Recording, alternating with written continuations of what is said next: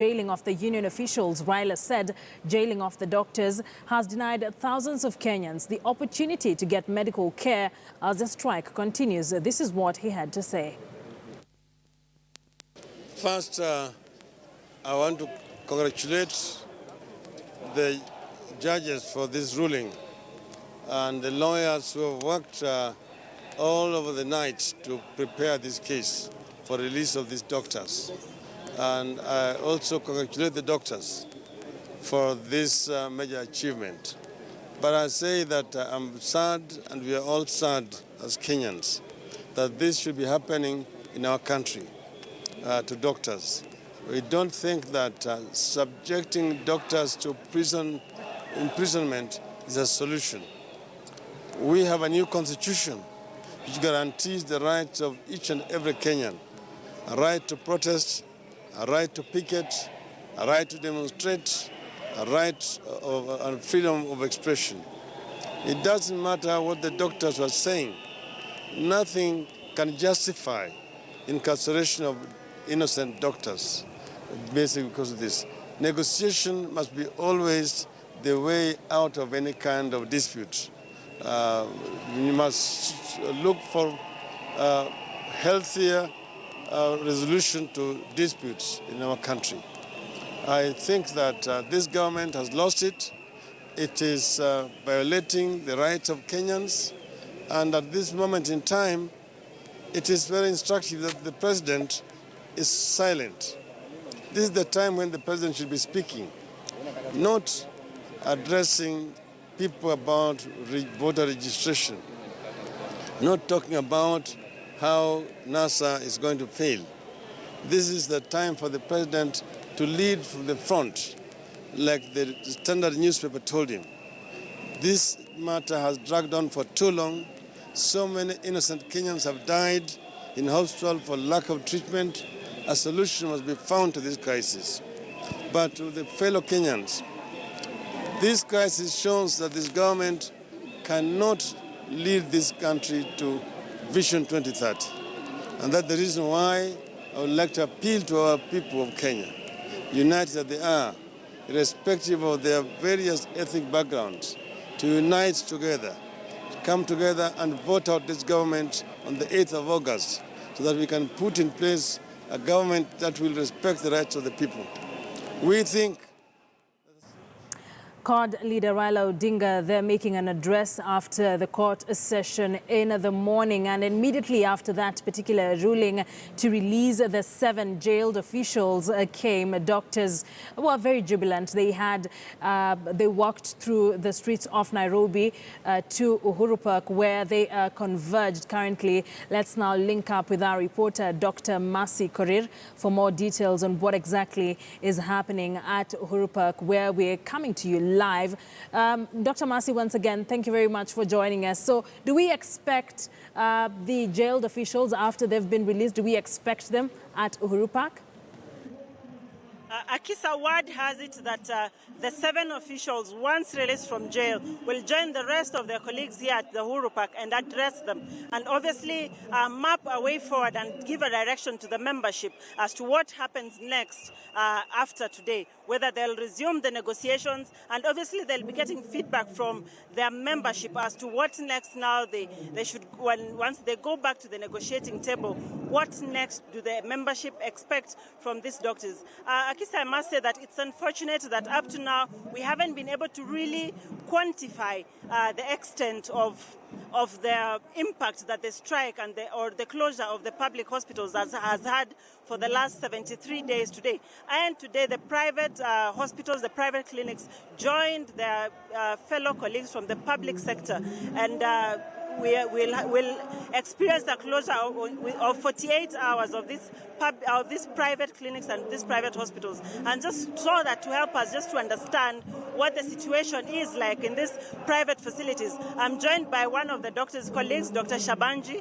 He's a medical doctor. He's doing his residency at the Kenyatta National Hospital. And he'll just give us an inkling as to what is happening in the private facilities. Dr. Shabanji, what is happening at the private facilities now that there's been 48-hour closure across the country as called by the Kenya Medical Association yesterday?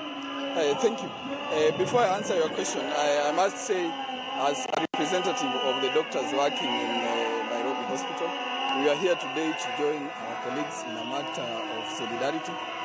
And we are happy that the appellate court has released the doctors, unconditional release, and we are hoping that this will now allow the negotiations to proceed. And we are urging the government to end this health crisis now. But to go back to your question, as private hospitals, myself working in Nairobi Hospital and also being a resident at the Kenyatta National Hospital, what we have done today is, specifically for Nairobi Hospital, is just to allow what I'd call skeletal staff to only handle emergencies. In other words, accident and emergencies in A&E, ICU work, as well as the critical care patients that may come up to the hospital. Otherwise, all other services in our clinics remain closed. That means our clinic at Galeria and our clinic at Warwick, as well as our general A&E clinic at the main hospital. And this is just a matter of solidarity so that we ensure this crisis ends now. Because there is no point in the poor man or woman in the public facility suffering, and yet the middle class in the private hospitals is business as usual. We want this crisis to end, and that's why we have joined our colleagues in 48 hours of making sure that the government acts now, and if not now, then yesterday. In the event that within 48 hours there's no solution to the strike, will the private hospitals continue with their closure, or will they resume services as usual? I'm afraid I may not be able to answer that question. That question I let our leaders address it in terms of our KMA, Kenya Medical Women Association, and our union leadership. But as of now, the declaration is 48 hours of paralyzing work in what I'd call non-essential areas or non-critical areas. So we hope that in 48 hours we'll have a solution so that this issue is not escalated further. We are joined also by another of our colleagues, Dr. Sylvia Kemunto. She's a medical doctor. She's pursuing her medical degree in psychiatry, and she'll be able to also tell us what is the situation like in Mathare, what is the situation like in the other private hospitals around Nairobi, or in the other public hospitals around Nairobi and the country. Yes, Sylvia. Thank you. As you've heard, I'm Dr. Kemunto Sylvia. I'm a psychiatrist. I'm supporting this cause because as a mental health ambassador, we've seen a lot of issues, especially in Mathare. We don't have enough room for patients. We don't have amenities for the patients. Even a simple thing like water, we don't have. We find that our patients keep on getting cholera all the time, and it's something that has not been addressed. When you look at the country, we only have one public mental hospital, which is Mathare. We only have one private psychiatry hospital, which is Shiromole Medical Center.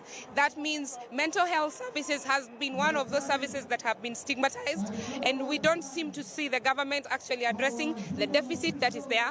The human resource, the psychiatrists, we are just as few as 80 in number.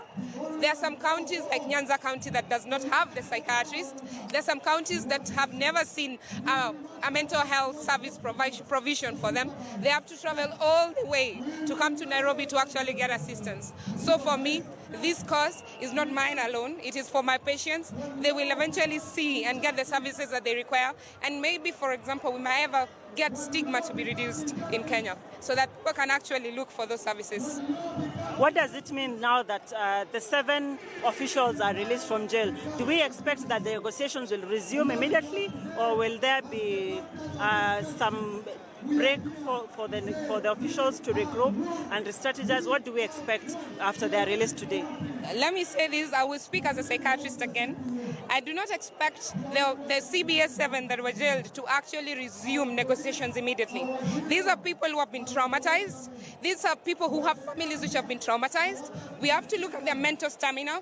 Are they well? We have to assess them. We have to counsel them for them to be ready to go to these negotiations. The government does not know what it has done to them, and this trauma can go even to many years to come. And maybe another thing, that they should strike this sentence from their history, because they cannot take a certificate of good conduct. They are not villains, they are not bad people, but this history will be following them throughout their lives. They will not even apply to go to America because they will be looked at as people who are jail people. So I think they need to be looked at in their psychological aspect before they resume to negotiations. Yeah. Do we expect that the doctors will change tact when the negotiations resume, whether they will want the CBA to be implemented as it was in 2013, or will there be still concessions as had been there before? Honestly, I cannot say much about that, but I'm hoping that when they go back to the negotiations table, there will be agreement. Whichever way it takes for us to go back to work, there shall come to a consensus. That is all I'm hoping for. But I will not know if there will be change of tact or we want the CBA 7 to be improvised in full. But in honesty, it is the best for the Mwananchi to have it in full. Yes. Thank you very much. Akisa, there we've had two of the doctors' union members who have given us a feel of what it is like now that the top 7 union officials have been released from jail and what we expect next. The court ruling gave them that the appeal court today said that the 7 officials should be released forthwith for negotiations to resume, to be mediated by the Law Society of Kenya and the Kenyan National Human Rights Commission. So we expect that this will take effect immediately, and as the meeting progresses, we'll be able to interact with many more doctors. But right now, we'll be joined by one of the colleagues who's a pharmacist practicing here in Nairobi. She'll be able to tell us also what does it mean to the pharmacists and to the pharmacy sector. Dr.